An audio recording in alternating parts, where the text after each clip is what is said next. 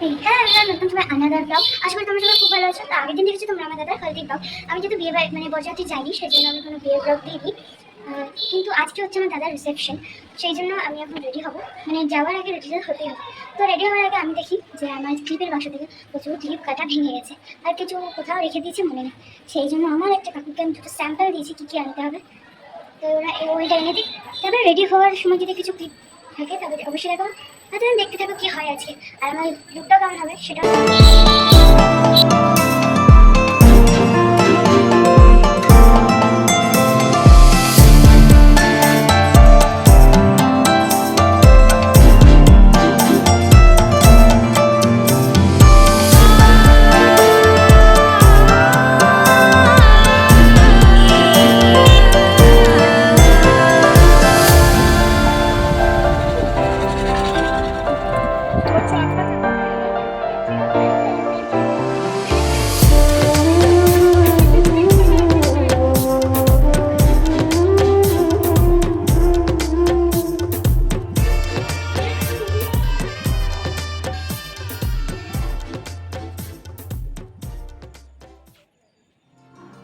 বৌদি দেখো, এইটা ন্যাচারাল, এটা করতে কোনো খরচা নাই।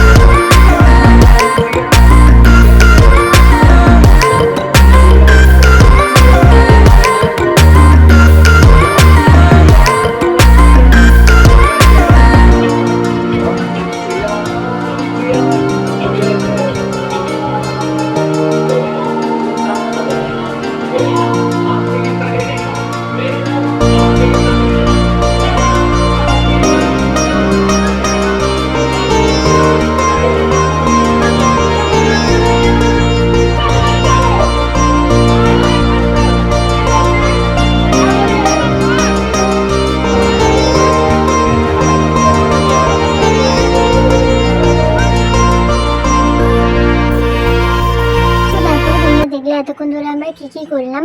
তো তারপরে আমরা প্রায় খেতে আমাদের অনেকটা লেট হয়ে গেছিলো। এই যে আমি দেখতে পাচ্ছি আমার চুলগুলো সব খুলে গেছে।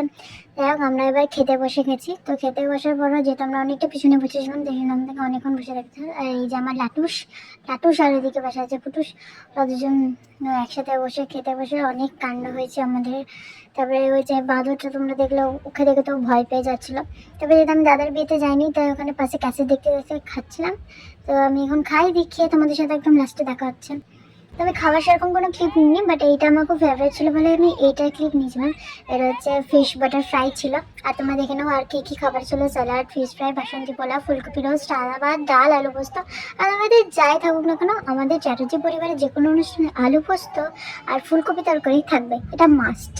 তো তারপরে আমরা খেতে মানে দেখতে দেখতে খেলাম, ক্যাসেট দেখতে দেখতে খেয়ে নিলাম। খেয়ে তারপরে আমরা এদিকে সবাই রোলারে একটু ভিডিও তুলে নিলাম।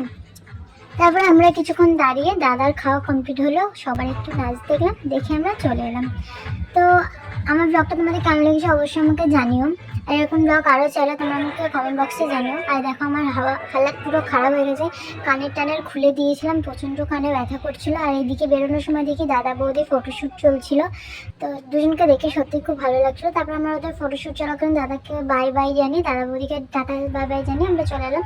তো এইদিকে এই ডেকোরেশনটা সত্যি আমার খুবই ফেভারিট হয়েছিল। আর এই যে পাশে যে গাছগুলো দেখছো এগুলো রিয়েল গাছ, এগুলো ডেকোরেশনে লাগেনি, এই মাথার উপরে এগুলো ডেকোরেশনে লেগেছিল।